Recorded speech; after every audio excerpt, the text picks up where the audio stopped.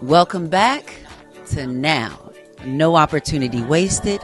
I'm your host, Angelica Ross. So, this episode is part of a continuation where I am bravely releasing episodes that I was previously a little hesitant to share. If you've been following along, you know that I've been digging through the vault and sharing those real, raw conversations that initially made me just a little bit uncomfortable. And so this episode is no exception. Today we have Jerome Trammell joining us.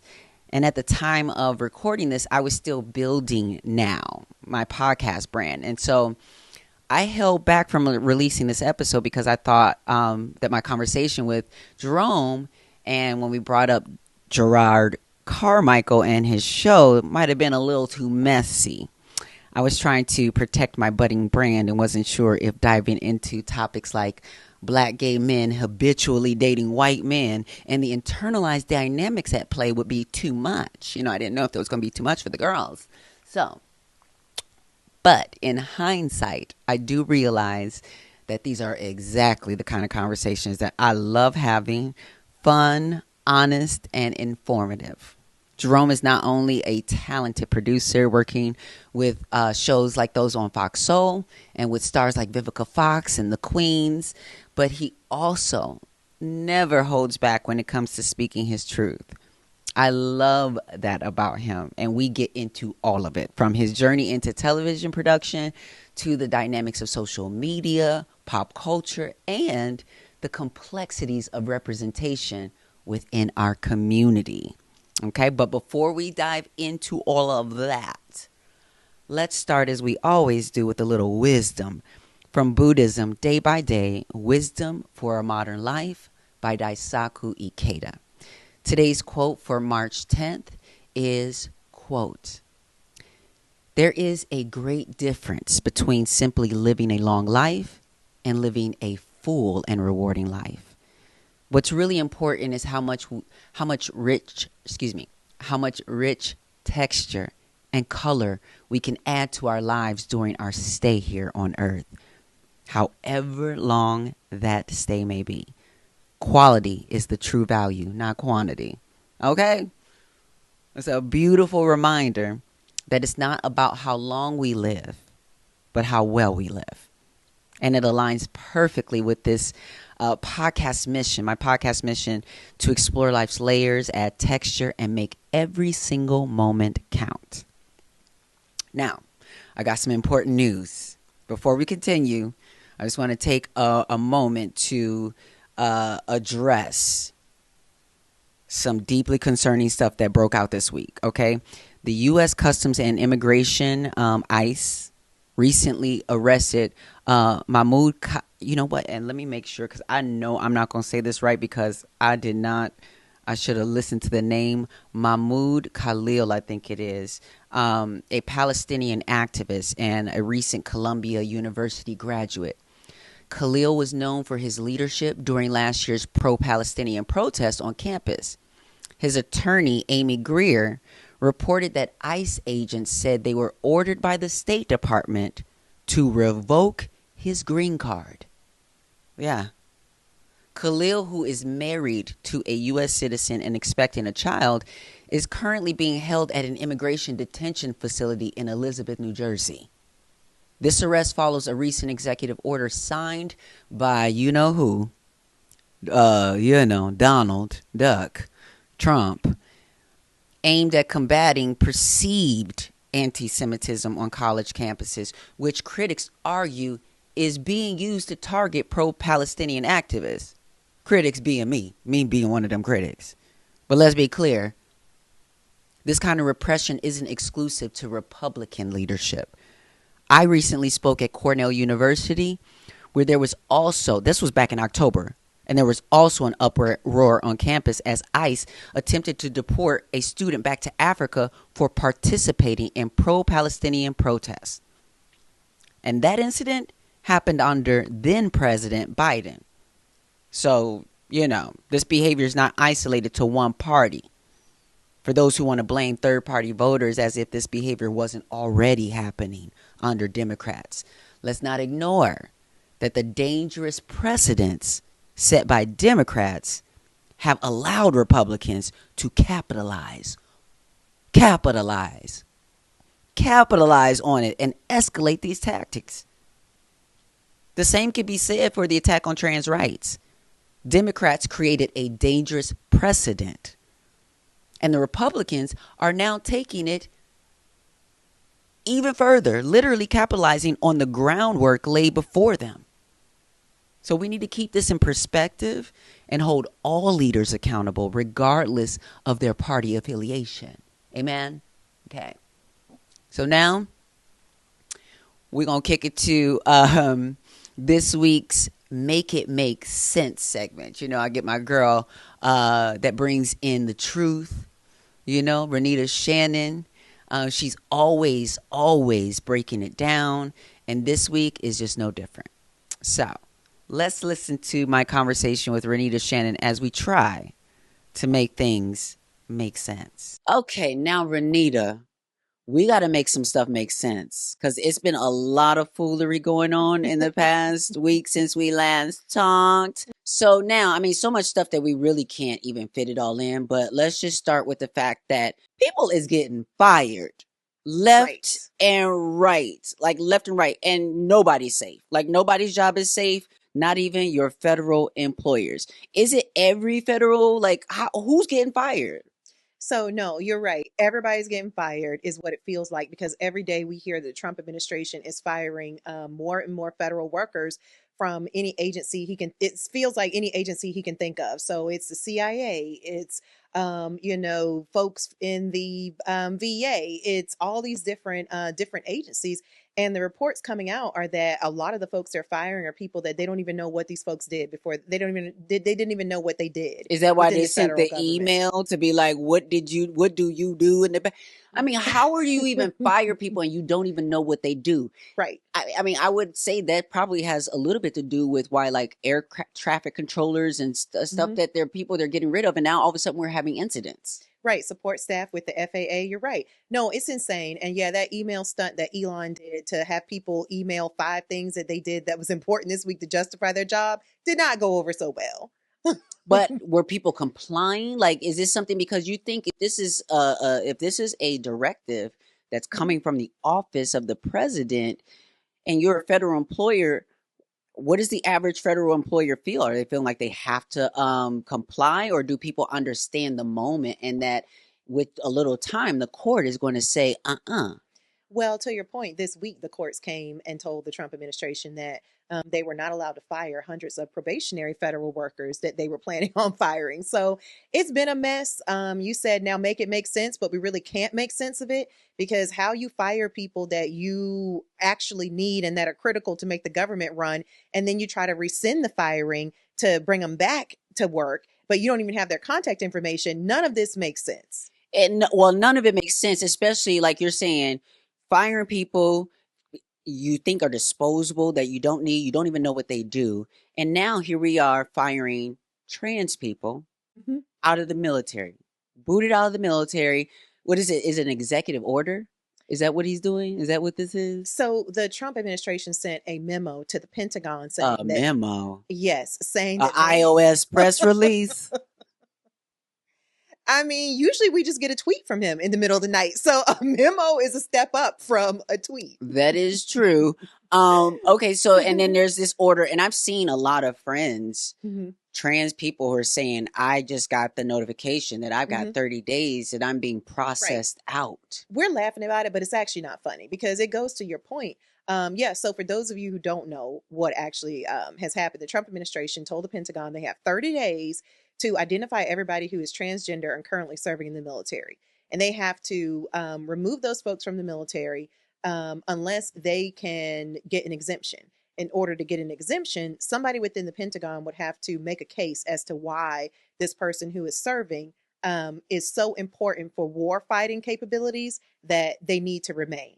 So really, it is just targeting and attacking trans folks who are proudly serving in the military, who have not had any disciplinary actions, or there's no other reason to be kicking them out of the military except for the fact that they are trans. Not to mention, I mean, it's a struggle because I don't know too many people these days wanting to just volunteer to, volunteer their body to the military, especially knowing that sometimes we are starting a war that should never happen in the first place. Right. And so you're a veteran. What went through your mind when you decided to enlist? Child, I don't know what the heck was going through my mind when I decided to enlist, to be honest, because like I went to the physical examination with curly blonde hair. I would think I had green contacts in. Pretty sure my toenails was still painted pink. And I was trying to pass, for straight. But to be honest, what I think what was going through my mind at that time, I was not even 18. Oh, wow. I was 17 years old. Wow. I had left home from Racine, Wisconsin, and I wanted to be an actor in New York. And I naively thought that moving to Rochester, New York was close enough to go to auditions, and that was like 6 hours away. But I was just felt like I was just being a disappointment to my family. They wanted me to go to college. I wasn't in college, but part of the reason why I wasn't there, I wanted to study music. They wanted me to study business. I didn't want to feel like I was wasting their money when I come from a family who is trying to scrape things together, and they basically tell us we ain't got the money for you to waste. So, I wanted to go to school, but I knew my family just couldn't afford for me to figure it out. So I figured maybe if I went to the military, not only could I get my education paid for, but maybe it would make me straight. I thought that it would turn me straight and toughen me up.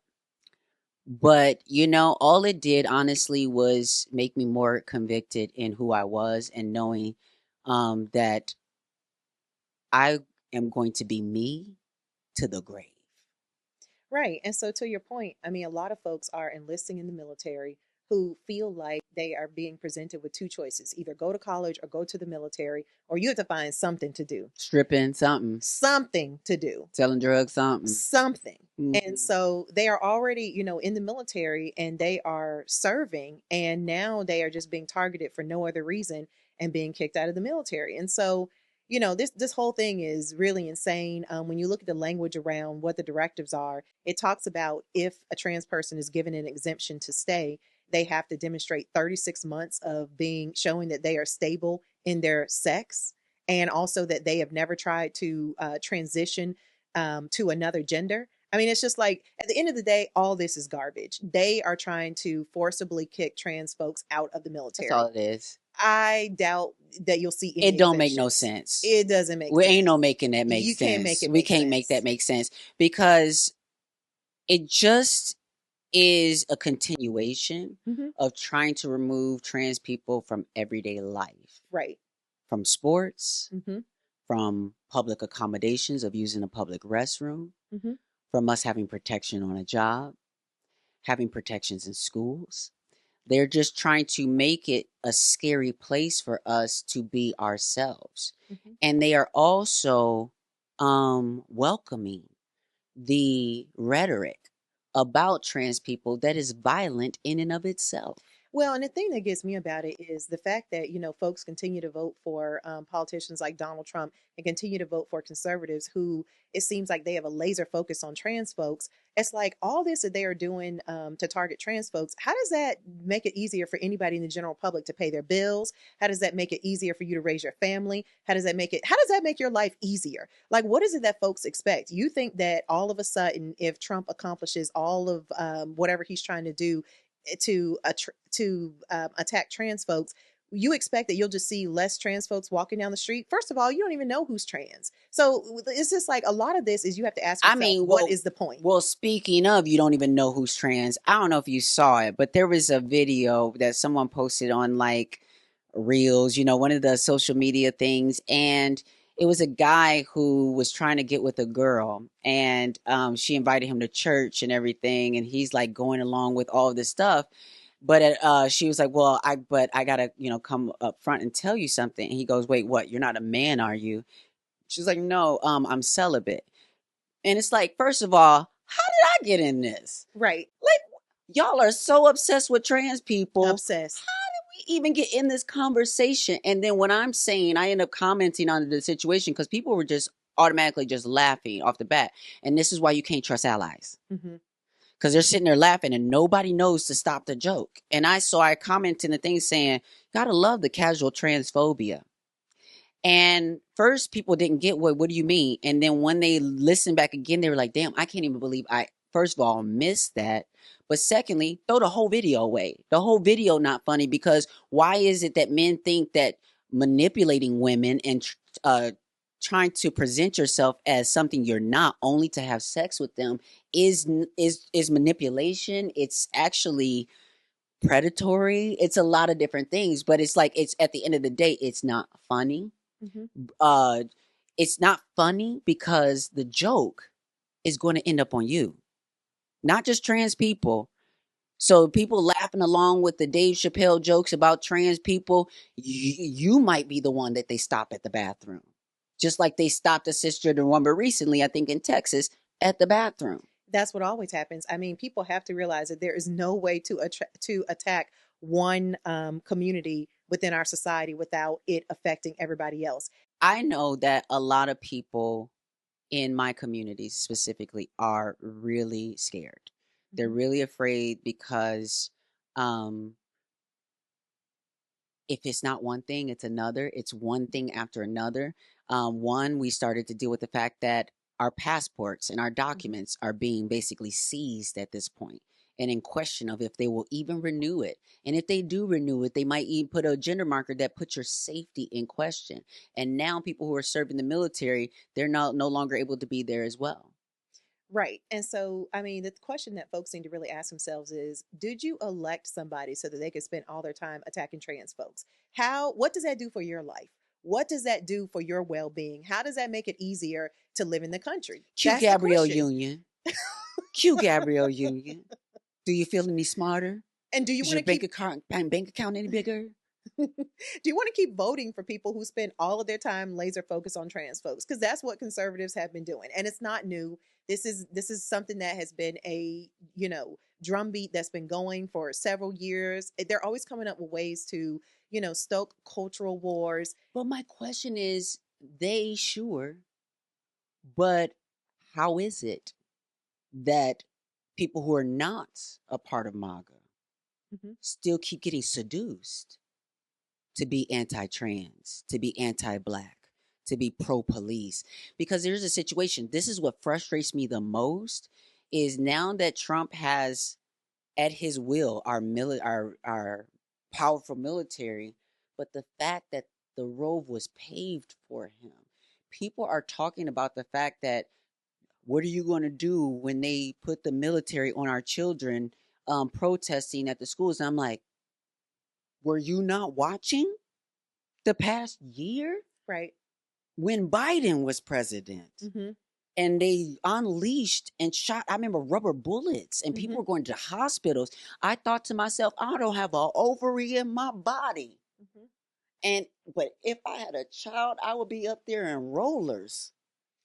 Absolutely. No, this has been a ongoing thing of attacking dissent, and definitely the Biden administration did a lot of things to make it really tough for people's voices to be heard. And the Trump administration now has all of this power. They have precedents. They have processes that have been built in a bipartisan fashion to attack dissent. And it's really unfortunate because right now, the main thing that we need to be doing is dissenting and not going along with this. So the State of the Union last night, I didn't watch it because I was boycotting it. I lasted about 5 minutes. I lasted just about as long as Al Green lasted. And matter of fact, I didn't even know it was 2 Al Greens until last night. I know some of y'all didn't know either, so don't even come for me like that. But the fact that he showed more resilience and power standing up, because Medicaid probably actually affects him. And not to mention the people who are going to be there to protect us, they're sitting there holding signs. Now listen, I understand that that's decorum or whatever, but what the hell do we do with decorum when they bring in what they bring into the table? When they bring in they're bringing it's, I don't want to use weapons as the sort of the metaphor, but it's just we're not fighting the same game. And so I feel the moment Al Green walked out, they should have been in a line walking out right with him. Absolutely. The fact that he thought he could shame them, talking about, you're not going to clap for anything that I would do. What is there to clap for? Right. No, you're preaching to the choir. Serving in the Georgia House of Representatives for 6 years, I definitely faced similar things to, anytime that I would do anything. For example, I put my body on the line trying to filibuster the bill to outlaw abortion in Georgia. And it was only Democrats who were asking me to sit down because they were afraid that I was breaking decorum. Because I was breaking decorum, because we cannot continue to go business as usual. So I applaud Representative Al Green for standing up last night. Democrats should have been with him. And the issue, let's just talk about the issue as to why he was willing to break decorum. The issue of potential cuts to Medicaid. This is so important. I cannot tell you. Cutting Medicaid will affect everyone. Let me say that again. This is how. So even if you are not on Medicaid, what most people don't realize is that the local hospitals that you see, they really depend on Medicaid to stay open, to pay keep the their bills, doors right? open. Right. So let me ask you, what would happen if the nearest hospital was an hour away from you? Think about that. If a person has a heart attack or gets in a car accident, the amount of time it takes to get to the hospital can either be life ending or life saving. And that Uber might not get there that fast, because in this economy, we taking an Uber to the hospital. So yeah, I mean, he was really standing up for this because people need to understand that a lot of the things that the Trump administration is doing, it's not just attacking one community. It's attacking everyone. And this Medicaid issue is that serious because even if you are not on Medicaid, everyone needs a hospital that is close distance to them so that when an emergency happens, they can get the care that they need. And so here's the other thing. Trump is saying this week that he's not going to touch Medicaid, but that is a lie. The number of cuts that they have said they need to make to the budget in order to provide these tax cuts for the rich, you would have to gut Medicaid to do that. There's no way you could create a budget that doesn't cut Medicaid. And so that's why Representative So he Al lying Green, to somebody. We just don't know who he lying to. I bet my money that he is lying to the public because that has been his track record. That is that because I feel like his buddies would hold him accountable if he doesn't follow through with these tax cuts. Well, we saw how he got elected. I mean, first, he didn't really care for Elon. I think he was talking crap about electric vehicles, all types of stuff. Then, as soon as Elon started majorly funding his campaign, Elon was his best buddy. So, I mean, you ask yourself, like, who do you think that he would lie to if it meant if the choice was between his super rich friends who have funded his campaign and billionaires versus the general public who's already voted for him and at this point can't take those votes back? America, you in danger, girl. Listen, there's a lot more that I wanted to cover this week, but we'll save it because there's just a lot of show to get through today. We could not make it all make sense. I don't think we are going to be able to make everything make sense because some of it just ain't going to make sense. But we tried. We tried. Thank you so much for breaking through that with me, Ranita. Of course. We will be right back. I've been preparing something powerful, something designed to break cycles, to change everything you knew about yourself.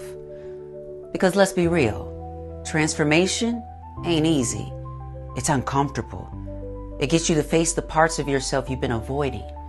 But on the other side, there's a version of you waiting to emerge. And once you see it, you'll never want to go back. It's almost time. Are you ready?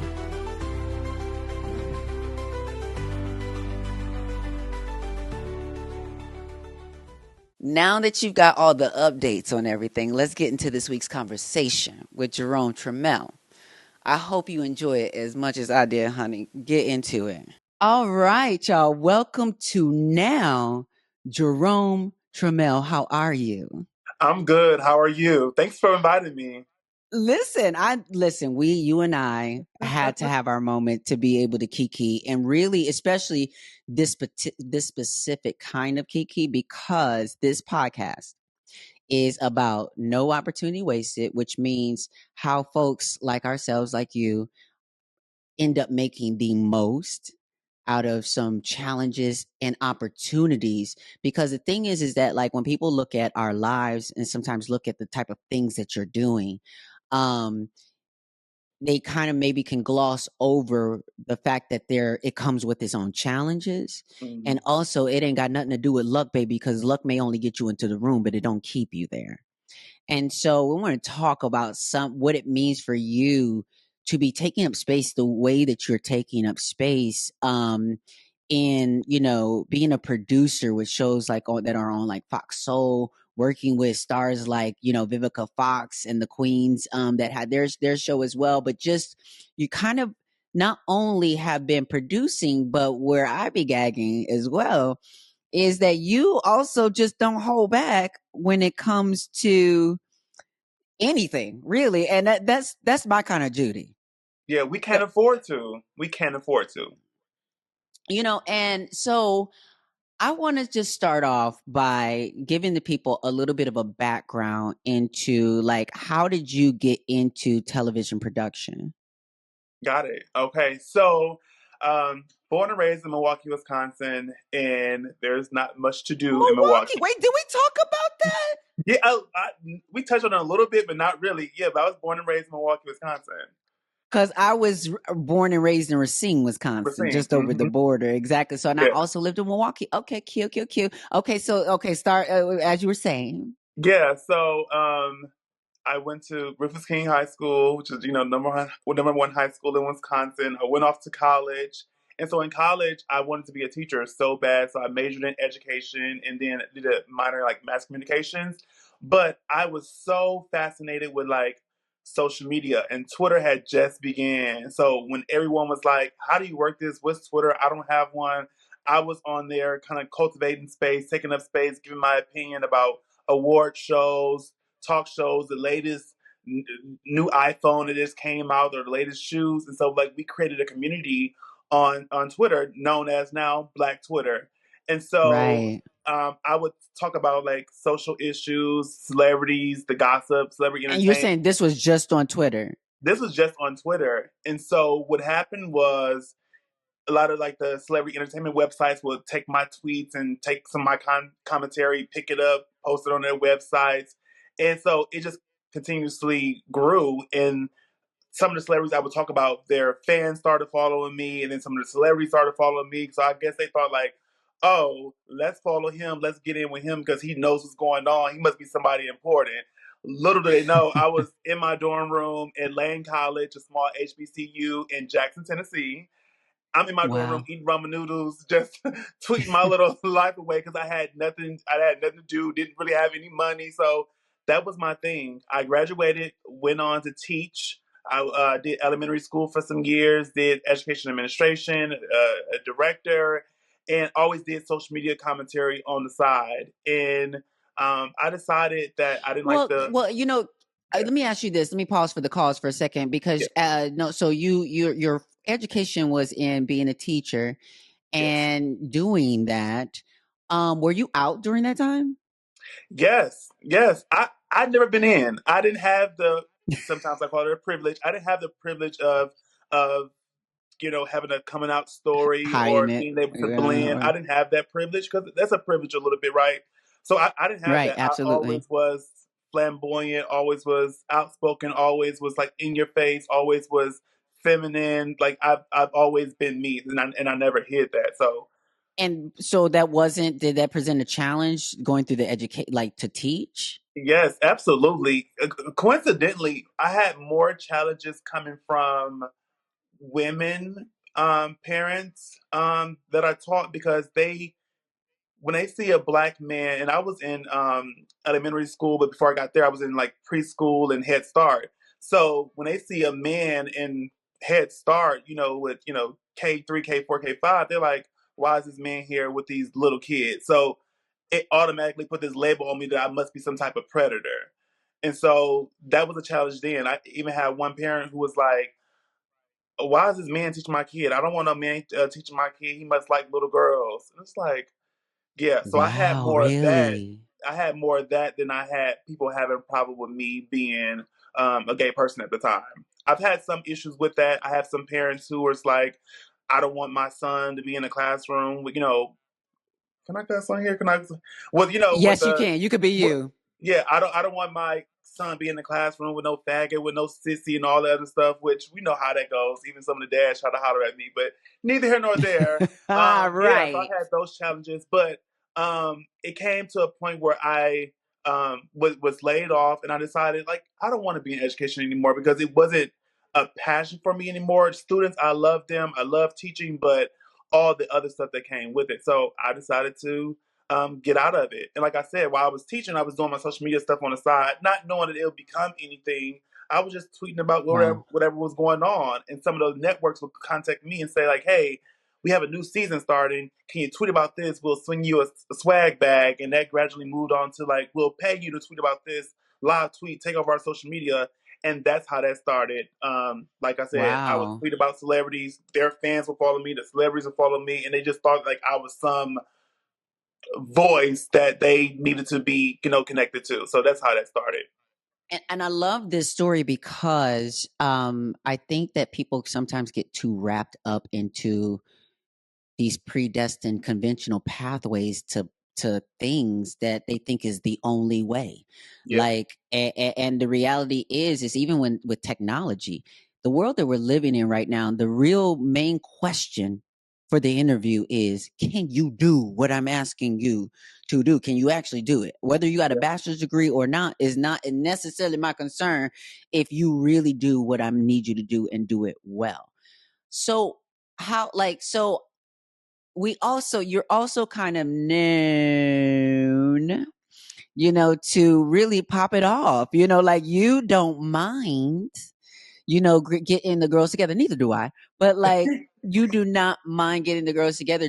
Has that ever, I guess because you're in the space of social media and pop culture, maybe that fits, but does it ever feel like, do you ever feel that you have to watch what you're saying on social media? So that's tricky, right? So when I was in education, I definitely did. There were some things I was like, oh, I really want to say this, but I can't. Or let me figure out how to rephrase this, still get my point across. But some shit don't sting like it needs to sting unless you add some colorful words, throw some spice and seasoning on it.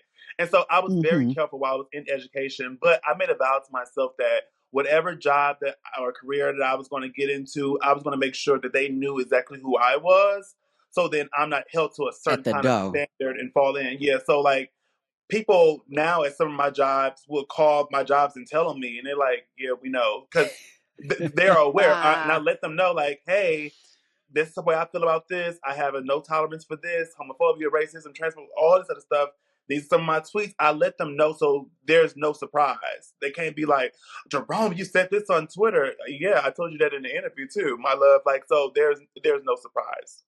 And Oh, some of my jobs are happy to have that because that right. leads into the work that I do. And it helps push the conversation, and people are still Absolutely. talking about all the things, and what I like about you as well is that this is what, because I love this about somebody who can hold their own Mm-hmm. and can kind of go to, because you and I, we were under the comment section just recently talking about, was it the Gerard Carmichael show? Was it that, or was Yes. it?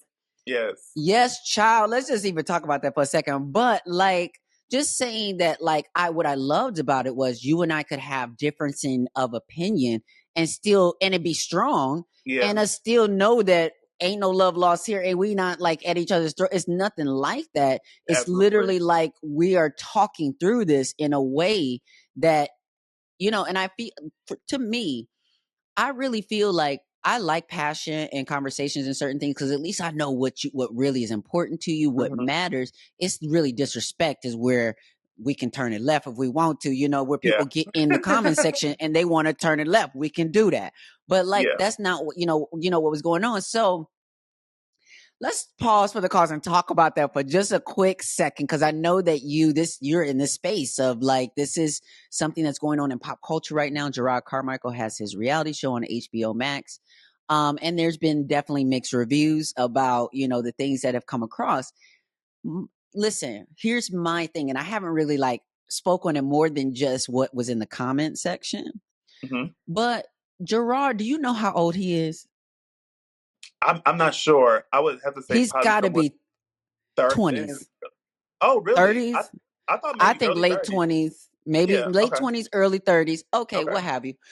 But either way, what kind of bothers me about situations like this is as people are going through this sort of voyeuristic place and figuring things out, sometimes I think there's an egotistical or almost like this focus on oneself in such a way that you're not acknowledging the community that you have that has grappled with some of these issues that you are grappling with. So to make it seem like not only because it of course it's his own experience, so it's his first, he's coming across these conversations or what have you, but that might be his first time maybe stepping and having this conversation, but to a producer and people who are putting the narrative together, they Hmm. got a plan. Yeah. It's not just this first, it's what have you. So to me, the egregious thing that I saw was when HBO Max gave Sam J a show. Number one, do you know Sam J, the comedian, the lesbian comedian? No. Mm-mm. So Sam J is this lesbian comedian. They end up giving them a show that kind of looked like had the feel of like a Dave Chappelle show. Okay. But so it's comedy and what have you, but it's a black lesbian saying all kind of problematic things. Mm. And what white people love to do is find someone black to say and do the problematic things Hmm. on camera. To And entertain, so to entertain. And and so AKA shuck and jive. Yeah. when the first thing, I wasn't even offended. Like, let me tell you something. The first thing that was the strike against me with her was her joke saying that trans women are the X-Men of the LGBT community. Okay. I get the double entendre. I get X-Men. Okay, okay. I get all of that. It's problematic. It's messed up, especially as someone who is in community, is supposed to be under the umbrella with us. But that wasn't even really what had got me.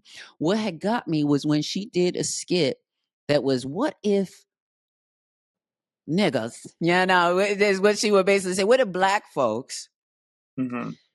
got together and created our own constitution? Because I think the issue and the problem is that black people, we've been following they white constitution and we ain't never come together and created our own stuff. Okay.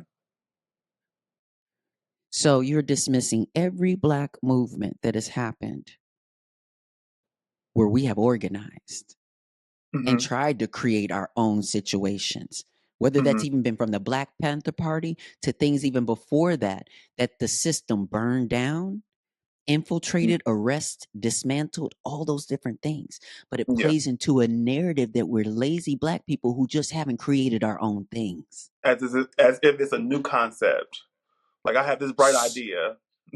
So this is where I'm going with this with Gerard and his show. Is what I'm saying. This is nothing new. And not only is it nothing new, it's actually an issue that we're grappling with right now in the LGBT community. Because some folks don't seem to have the range. I keep seeing it over and over again. Folks don't have the range to be able to talk about interracial relationships. Yeah. Yeah. It's Or not people wrong. have, Nothing yeah. wrong with having an interracial relationship. It's something wrong with if you don't have the range to talk about the situation. or why or why you have that interracial relationship. Like That's why? what I mean. When you chopping it up to I don't see color, baby, you are internalizing white talking points. I know, and a lot of them say out their own mouths, like, I don't date black. Oh, or they have an attitude, And or I this can't is where find. that's where the gag be for me, because I know way too many people who will actually admit that. But then you also have folks who understand that that don't really sound quite right. So they try to position it in a different way, in a softer way, when no. And you try to talk about preferences without realizing how society helps us create those preferences. Yeah, yeah, but you hear all those kind of excuses. You hear like, black people. I mean, they too loud. I don't connect with them, or like I don't feel like we don't have any chemistry, or I can't find a black educated man or an educated woman, or I grew up around white people, so that's what I like. You hear every excuse, and which is fine. Have your thing, right? I think it becomes an issue when you then slam your own race and try, to try to lift up, non-black people. And I also think it's an issue where they stereotype us and put us in one box, right? And think that, white is right. Well, And listen, so, my friend, my friend, colleague, former colleague, Billy Porter, we have talked about some of these things as well, and been had some very interesting conversations in this. And one thing that I talked to Billy about was that, like, so many of us have the experience of being mhm, bullied, of mhm, having our own be our first bullies. mhm, And sometimes the worst ones, because black people, we are good. We yeah, are really good at ribbing and really getting folks. Like, that's yeah, why we run social media, Twitter, all this kind of stuff.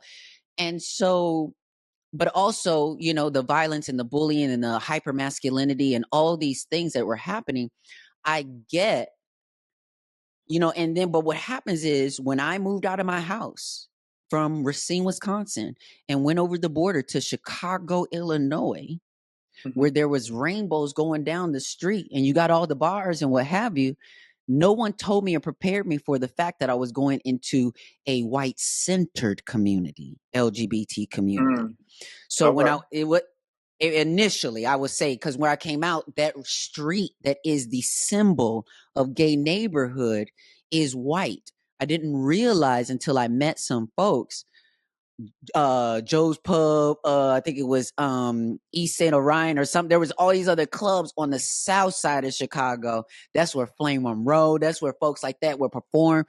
I would go see them, and like Flame would have us in stitches. I'm talking about and also Rough and Stuff. when she There was funny. we're gonna get there. Absolutely, we're gonna get there. So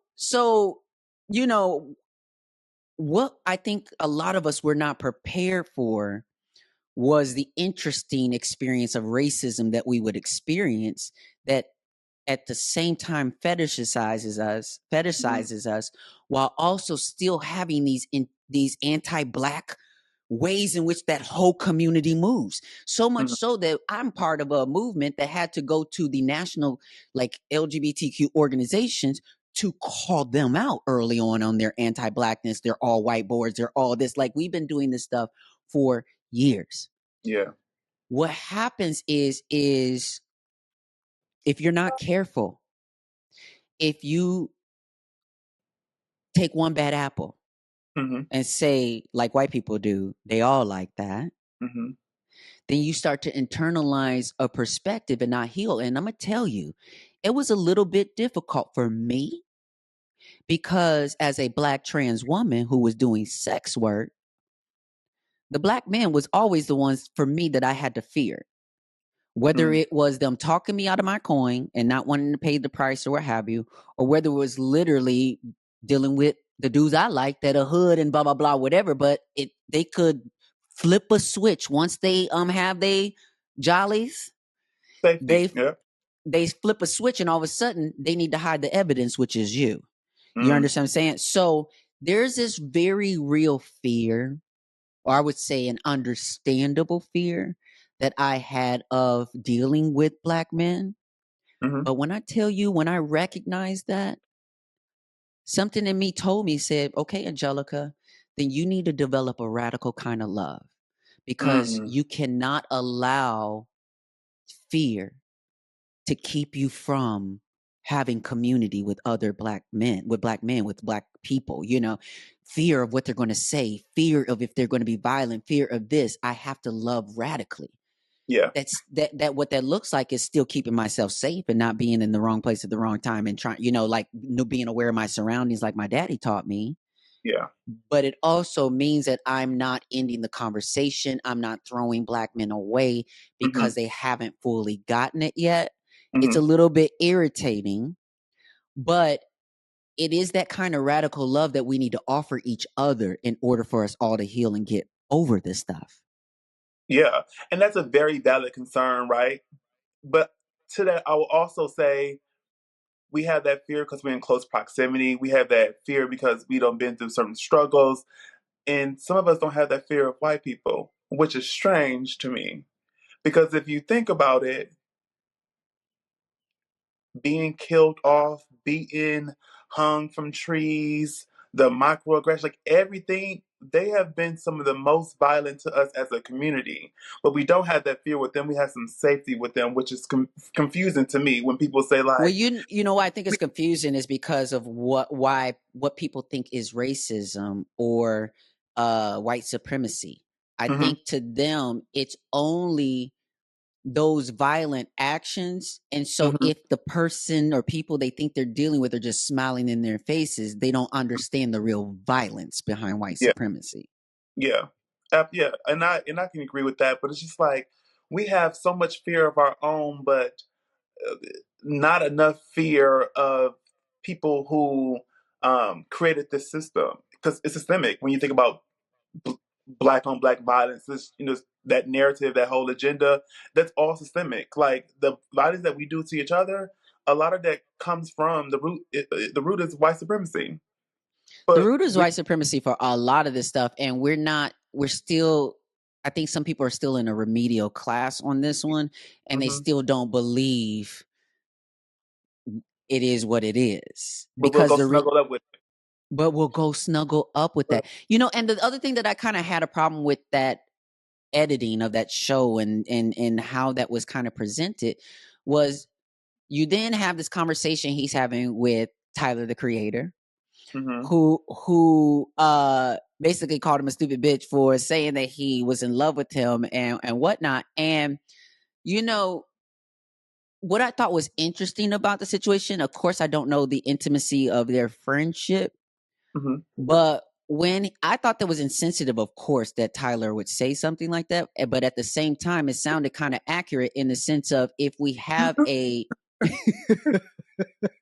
if we have a friendship and a relationship, where are you pulling that from? Yeah. Where are you pulling that from? And it comes down to also us as individuals trying to place our love in places that are not trying to accept it, that aren't even Oh. looking for it, that aren't even, aren't even putting a value on you showing Yeah. up and being and that love. So to be looking in the wrong direction at a black man who you think is your friend and then jump cut to the next scene and you in with a relationship with a white man, it's like I tried that and now look, I'm happy over here, but I'm still screwing around. But this feels like, oh my God, it's look at whatever. There was a lot of things with that, right? One thing, Yeah. one thing I think that's their banter and that's their relationships. But once he told that story, because it hit him, he told that story in an emotional way where like that made me upset. But for me, I think that will be his banter, their relationship. That's how they Mm-hmm, talk about mm-hmm. stuff. Don't take it too seriously. But But because he you're looked like he was serious, trying to take it serious on the yeah, camera. It almost looked yeah. like it almost looked like a setup too. It Oh, looked like Potter it said it was. it looked like it looked like a setup, and Yeah, that's what also didn't feel right to me, because it's like, do you want real stuff or do you want this kind of contrived situation? yeah. So Tyler said that he sent them that text, and then they had then talked about it after, and then next thing you know, he invited him to his house to then talk about it on screen. So he wanted that rollout. I think that Gerard was really hurt by that, but and I have to say it because I'm just gonna say what I have to say. I Yeah. think that Gerard has a preference of whiteness, Mm-hmm. and Tyler has this preference of whiteness. And I think Mm-hmm. that Gerard thinks because he has that close proximity, because that's who he's intimate with, that he had close enough proximity where Tyler would see him in that way that would be palatable to him, and it wasn't. So it's like, oh, I'm close to whiteness. I don't act like the other blacks. You see, I sleep with white people, and I know your preference is white. Why don't you want me? And And if I have to be honest, I think that like, I mean, which I think you should be. yeah, Mm-hmm. but I think that us as black people sometimes, when we see all these black queer celebrities who date non-black, which is almost all of them, if we find them attractive or we see them being successful or they have money, if their preference doesn't make us look desirable or feel desirable, then we have a problem with that. And I think that once we unpack that, we need to be okay with that. Because for me, I'm not fiending after or desiring a man that preferences white people in the first place. That's just me. That's that. Yeah, I'm. You know, Oh, I mean, that is me too. But I think it is. Here's this. Again, I think it is something, a conversation we can have where, again, there's a black trans woman, Jabari. I can't think of her last name right now, but she's a model. She was actually was on Pose a couple times as well. I worked with her, but she has a white partner that is queer, I believe, as well. I may identify as queer. But either way they did it, they posted a Instagram reel where they were like, we're an interracial couple. Of course we center black issues and black this and liberation and what have you. Their reel, to me, kind of exemplified really what it ideally should be. And I not necessarily that y'all both out here that hard being advocates like can speak all the Mm-hmm. way like that, but at least that there's this awareness of Mm-hmm. what the issue is versus, oh girl, we don't really, that in our life, we don't really have to, excuse me, Yeah. because you're in West Hollywood. Yeah. Is that why you don't have to deal with that or whatever? But, but at the end of the day, life's going to remind you that you black. And if you don't, let me tell you, the people who keep getting surprised to find out that water is wet, how'd you not know that water was wet? First of all, you're going to experience this in your day-to-day life, how you navigate this world. And even if you don't, or if you don't feel penetrated by it, that comment section, when you post that picture of y'all, is going to let you know what we think. So you can't get away from it. Or Right. his family, when you walk out the room, is going to let you know what they think about you or your family. So it's And I like, think that's interesting that we're all, because here's the thing. I also think that obviously it's great that we're all talking about it, but here's where I think that it's really ugly and insidious. And I don't think this, again, my thing, a lot of what my thing is actually doesn't even have a lot to do with Gerard himself. mm-hmm, It just has to do with the unawareness of the piece of the puzzle that you are in their game. I know what you think you're doing, mm-hmm, but yeah, you aren't the one who is controlling everything. You really aren't. I know that you are. I know it's your show, right? yeah, yeah, yeah, But we know there's a network. We know there's yeah, other folks and other people who need to do what they're doing. And yeah. so what I'm saying is, when rap shit is canceled, when they not picking Issa Rae shows, no more Issa Rae shows up. She said in the media, you know what I'm saying? And so many shows had black shows, good black shows, and the Black Lady sketch show, things like that. All these shows have been canceled Mm-hmm. to make room for what? Yeah. And so my whole ordeal with that, right? Because them dating while he's dating, this, that, and the other, like, for me, it's like, that's one conversation we can have, but I feel like representation is needed, even if it's something that we don't like ourselves. And for me, while I don't care for the show, I know a lot of black men like that.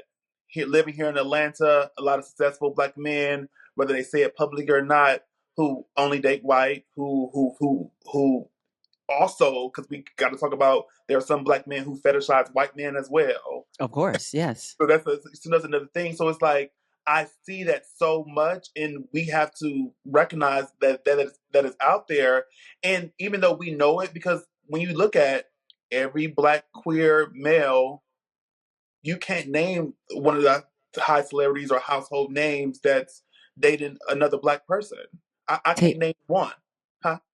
take queer out of it for a second, Okay. cause I see a through line. Well, for me, I always say I can look at some black couples. I can see some black couples. Yeah, that's true. We I know that they do exist, but and we no when we in every field too, like in sports and music, I can see that. but I with can't rappers name. and athletes and that, you know, folks in that world, you Yeah, do see a lot yeah, when black men get successful. They, you know, again, that's why Cat Williams' line had hit yeah, so hard, was because who was he talking about? yeah, and I get that, and all of that is true. But I'm like, when we look at our community, who? That's a name. They be like, oh yeah, we know who that is. If they name someone, it's like, oh, who's that? Who they do? What they do? Like you just who who? You're saying Even that we don't know. we like they're not at a level where like they have that celebrity where like where you say their name, you know exactly who it is. I can't name not one black couple in our community. I can't name not Oh, one. I know a couple, like Greg Mathis Jr.'s son. I think is Greg. Also, he has a dark skinned husband, right? Yeah, he has a black cousin, but again, that's it. And then there's Jonta, there's, you know, Juan and G Smalls, you know, that No, I'm saying that when we say their oh name, yeah, I like know you wait, I you know what you're know, saying. Absolutely, yeah, you're right. like Listen, I'm talking people are about like, oh us. yeah, you know, he like yeah, wine, yeah, but that's close. That's kind of local. Like I'm talking about on the scale where you have like your Billy Porters, your RuPauls, your Little Nas X's, your all these black men. Yeah. You don't, and it's like that's crazy. Well, I don't know. I don't think no matter how famous Saucy Santana gets, I Hmm. don't see her with no white man. And that's another thing too. That's another thing. That's another thing too. I will say this, and this is just from what I see. Mm-hmm. Saucy Santana isn't someone that we look at and we be like, oh, we're lusting over and like and that's desirable in that same kind of matter, right? So I it got you. People ain't it's paying that sort of much attention like that. Like yeah, I know it's what you little mean. Yeah, yeah I know. yeah It's like having ingenue or your leading man or leading woman, whether yeah that is Idris Elba or whoever that leading, and we all want to see ourselves in that main character yeah space. yeah And then realizing, baby, you're not even an option in some of yeah these people's yeah lineup. It can yeah be a little bit painful. I know that, you know, that's why folks be having a little problem with Chris Brown too, because, you know, I think that there was some kind of like colorism and things, you know. But look, it's so much. So this is the thing. This is where I'm getting at, because it's like, okay, well, why are we even talk about this? Well, for me, my thing is, this is our world, and yeah this is the stuff that's being presented out here yeah. And let me, for public consumption. Yeah, I really want to get this in. So for me, I feel like that is needed because that's the real world that we're seeing and we're facing, and it hasn't been on TV in that matter.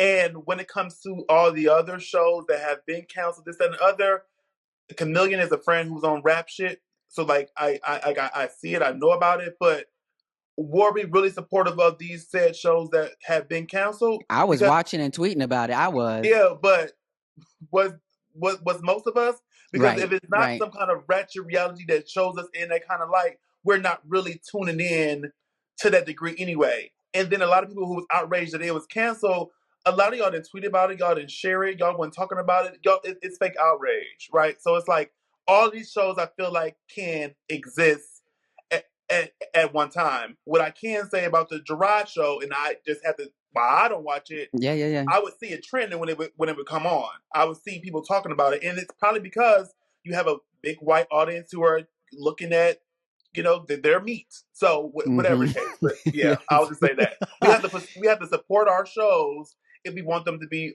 on television. Well, that actually I think is a huge point to not speed past, because I think you are really correct with that. Even when it comes to so much of whether it's award shows and different things or whatever, we don't tend to celebrate until somebody white has put a stamp of approval on something. That comes luxury.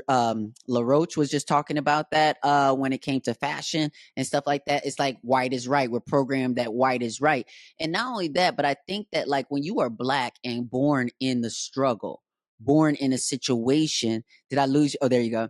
When you are Black and born in struggle, born in a situation, I'm sorry, but I feel that some folks are seeing whiteness as a way out, as a ticket into a different experience by A different osmosis, stratosphere.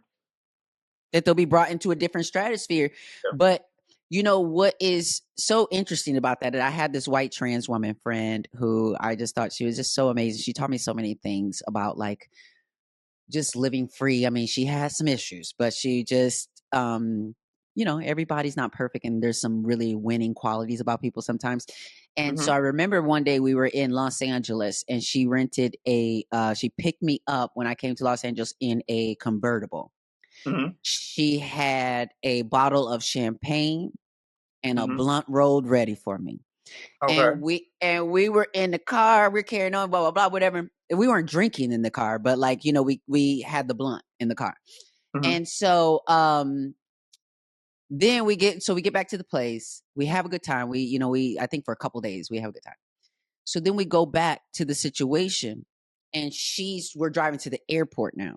Okay. And I'm going to return the car for her after I drop her off. So she's driving and like speeding around, like it's insane. Like we're having fun in this drop top convertible. Mm-hmm. So I drop her off. And then as I'm driving, I start to hit the thing to, test it a little bit or whatever. And I was like, oh. The white woman has left the car. The Yes. privilege has And left the building. ooh, I Sweetie, talk you about can't do that. Sweetie, you can't do that by yourself. I talk about this all the time that we just like we have it's like second nature. It's just subconsciously in our head how we navigate this world just by waking up and going throughout our day, that so many things that non-black people ever have to think about. When we go in like when we're driving, we don't have the privilege of sometimes going, 5, 10 over the speed limit. Sometimes we got to be extra careful. When we go shop in the store, we can't look at an item for too long or look suspicious or maybe go to the dressing room trying on multiple items because they might say that we're stealing. When we go into job interviews, we have to code switch so we can, get that job. It's like so many things that we have to do just in a day that some people don't ever have to think about at all. And it's like, look how exhausting that is for us.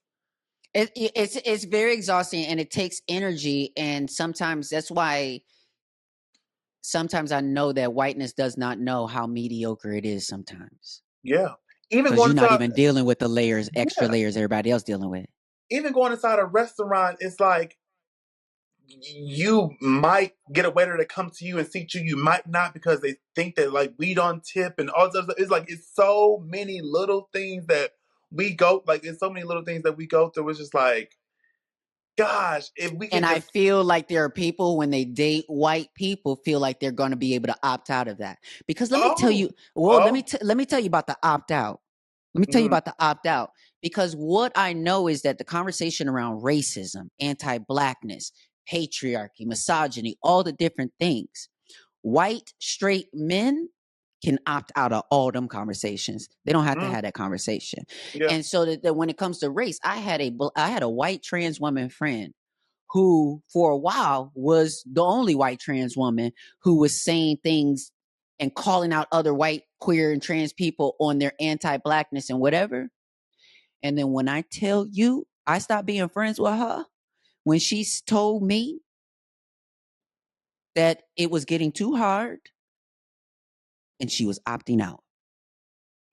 and that's so crazy too because for me I think about like how certain white people or non-black people don't want to have those conversations, like those conversations are so uncomfortable or they don't make me feel right. I'm like, well, think about us who are actually going through it, my love, going through it day to day, and you can't have Listen, an I mean, uncomfortable think, conversation. I mean, think about this. I don't want to see images of dead babies on my news feed. Timeline. It's Yeah. my timeline. It is disturbing. Hmm. It is painful to watch. But guess what? Not as painful as the actual people in the photo. Yeah. So if the least we can do is open our eyes to it, Mm-hmm. that's literally all. My only issue ever with anybody on anything is when they opt out. Mm-hmm. Because to me, that's you closing your eyes to the situation and gaslighting everybody else about what we're calling out because you don't see it. Yeah. Of course, And you don't my see it. You only close your thing, eyes. yeah, and my only thing to that is that I'll say this. For me, when it comes to rights, whether it's, when we think about, reproductive rights, when we think about voting, when we think about, racism, queer, all this stuff, for me, it's just like, just don't take away another person's right. That's it. That's it, and that's all. You don't believe in abortion, you don't like abortions, fine, don't get abortions, but don't take away another person's right. For me, I feel like that's all it is. Even when it comes to Absolutely. gay marriage, you don't have to marry a gay person, you don't even have to believe in it, you don't have to respect it, in your personal life. That's fine, but don't take away someone else's right. That's it. Baby, that conversation with Jerome hit the mark, hit the nail on the head. It was powerful, it was hilarious and informative. And, I'm hoping honestly to be able to hit that sort of mix. Not just always talking about serious things, but also talking about things that matter, that mean something. Just have a mix of things. All right, so we're going to end today's episode as we always do with a little Buddhist breadcrumb. This week, I want to touch on the fusion of reality and wisdom. Though we like to think that reality, truth, and facts are indisputable, they're often open to interpretation. Buddhism teaches us to view reality through the lens of wisdom. Wisdom is the capacity to assess reality unobstructed by prejudice or self-interest. It's about fusing the reality of circumstances with the wisdom of how best to respond. Got it? Okay. Thank you so much for joining me this week. And as always, stay connected, stay open, and keep making every opportunity count. No opportunity wasted.